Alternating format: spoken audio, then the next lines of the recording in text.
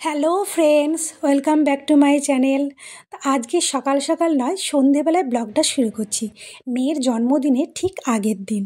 তো দেখো, সন্ধেবেলায় আমি চলে এসেছি রান্নাঘরে মেয়ের জন্য মিষ্টি তৈরি করতে। আমার মেয়ে আমার হাতের মিষ্টি খেতে ভীষণ ভালোবাসে, তাই আমার মেয়ের জন্য আমি তৈরি করে নিলাম 3 রকমের মিষ্টি। তো এখানে আমি তৈরি করেছি নলেন গুড়ের রসগোল্লা, আর করেছি গাজরের জেলি মিষ্টি আর গোলাপ জামুন। আমার মেয়ে কিন্তু কেনা মিষ্টি একদম পছন্দ করে না, তাই মেয়ের জন্য এখানে মিষ্টিটা তৈরি করে নিলাম। তো এবার জন্মদিন সকাল সকাল কাজ সেরে স্নান সেরে চলে এসেছি আবার রান্নাঘরে মেয়ের জন্য রান্না করতে। তো প্রথমেই তৈরি করে নিলাম পায়েস, খেজুর গুড়ের পায়েস।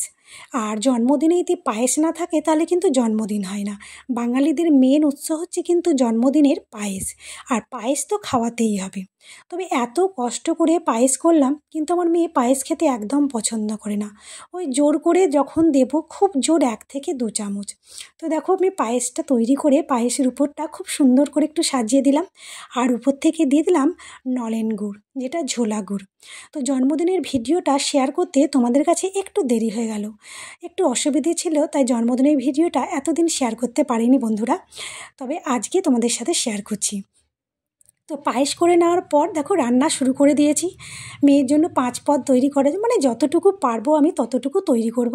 তো এখানে আমি একদিকে দেখো আলু ভাজা করছি, আর একদিকে মটরশুঁটি, আলু আর ফুলকপি দিয়ে একটা তরকারি করে নিয়েছি। চাটনি, মুগের ডাল করেছি, আর করেছি বেগুন ভাজা, শিম ভাজা।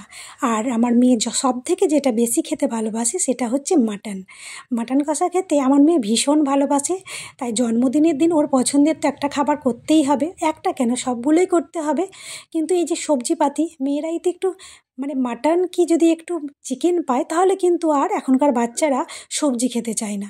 তো জন্মদিনে শুধু কি মাটন চিকেন হবে আর সবজি হবে না তাই হয়? তাই সমস্ত কিছুই দেখো মেয়েকে সাজিয়ে দিয়ে দিয়েছি। তো মেয়ে ছিল না, স্কুল গিয়েছিল, স্কুল থেকে আসতে অনেক দেরি হয়ে গেছে।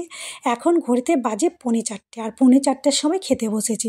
তো মেয়েকে প্রথমেই দেখো আমি আর ওর বাবা একটু পায়েস খাইয়ে দিলাম। এবার মেয়ে খাওয়া শুরু করলো। এবার খাওয়া দাওয়া করে কিন্তু আমরা ওই বাড়ি থেকে চলে এসেছি আরেকটা বাড়ি, মেয়েকে নিয়ে টিউশন, কারণ মেয়ের টিউশন ছিল। টিউশন পড়তে পড়তে আমরা এদিকে বেলুনগুলো ফুলিয়ে ফেলেছিলাম। আমি আর ওর মাসি বসে বসে বেলুন ফোলাচ্ছিলাম, কারণ আমাদের কিছু কাজ ছিল না তখন। আর এই জন্মদিনটা একদম ছোট্ট করে করছি, মানে বেশি না, ওই মেয়ে 2-3টে বান্ধবী আর ওর মামা আর মাসিদেরকে ডেকেছিলাম, আর কেউ ছিল না। কারণ জন্মদিন প্রতি বছর পালন করি, কিন্তু ভেবেছি এবার একটু মানে অল্প জনকে ডেকেই করব। তো বাচ্চারা অল্প হোক বা বেশি হোক, একটুতেই কিন্তু বাচ্চারা খুশি হয়ে যায়, আর জন্মদিন করতে ভীষণ ভালোবাসে বাচ্চারা। তো দেখো, মেয়ের জন্য একটা পছন্দের কেক নিয়ে চলে এসেছি, আর এই দুটো হচ্ছে মাসি, আমার মেয়ের 2 মাসি, আর এই যে মাসির ছেলে, মামার ছেলে, সকলেই আছে, আর বান্ধবী আছে। তো সবাই মিলে ভীষণ এনজয় করলো, কি বলবো।